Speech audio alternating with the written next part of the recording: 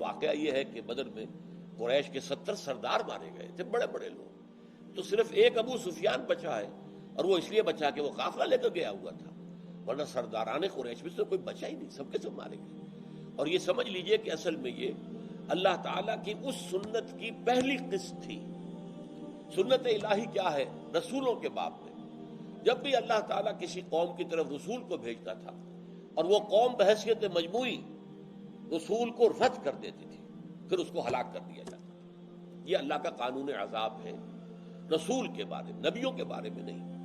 نبی کو مانے نہ مانے، نبی کی حیثیت یوں سمجھیے کہ جیسے اولیاء اللہ ہوتے ہیں، کسی آبادی میں کوئی اللہ کا ولی ہے، نیک آدمی ہے، اس کی کرامات بھی ہیں، اسی طرح نبی کے معجزات بھی ہو سکتے ہیں، لیکن نبی کو پوائنٹڈلی کہیں اپوائنٹ نہیں کیا جاتا، جاؤ اس قوم کی طرف خبردار کرو، نہیں۔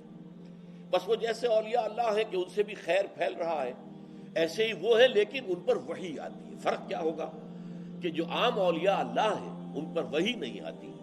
وہ اللہ کا ولی جس پر وحی بھی آ رہی ہے وہ نبی ہے۔ رسول وہ ہوتا ہے کہ جس کو پوائنٹڈلی اپوائنٹمنٹ دے کر بھیجا جائے، جاؤ اذهب الى فرعون انه طغى، جاؤ الى عاد اخاهم هودا، قوم عاد کی طرف بھیجا ہم نے اس کے بھائی ہود کو، وإلى ثمود اخاهم صالحا، قوم سمود کی طرف بھیجا ہم نے ان کے بھائی صالح کو، وإلى مدین اخاهم شعیبا، اور قوم مدین کی طرف ہم نے بھیجا ان کے بھائی شعیب کو، وغیرہ وغیرہ۔ تو جو رسول پوائنٹڈلی بھیج دیا جائے کسی قوم کی طرف یا علاقے کی طرف، اور پھر وہاں کے لوگوں کی عظیم اکثریت جو ہے انہیں رد کر دے،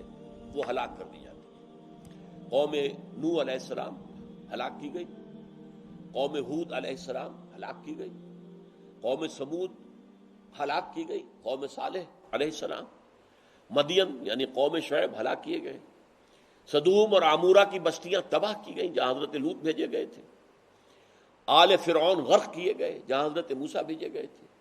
یہی عذاب قریش پر اب شروع ہوا ہے، اس کی پہلی قسط جو ہے وہ بدر میں آئی۔ بالاقساط اللہ تعالیٰ نے یہ قرض ادا کیا ہے، اور خاص بات یہ تھی، نوٹ کر لیجئے تاریخی اعتبار سے، کہ وہ عذاب براہ راست قریش پر نہیں آ سکتا تھا، کیونکہ قریش کہاں رہتے تھے؟ مکے میں، مکے میں تو بیت اللہ ہے، وہاں اگر آسمان سے پتھراؤ ہو تو بیت اللہ کو بھی تو نقصان پہنچے گا۔ اسی لیے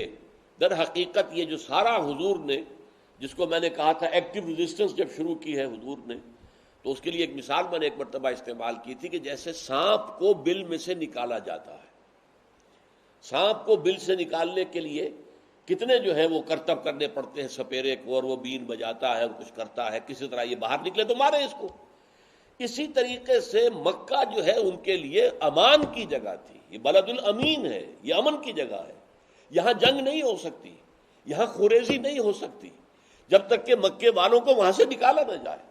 تو یہ سارا عمل کہ جو حضور صلی اللہ علیہ وسلم نے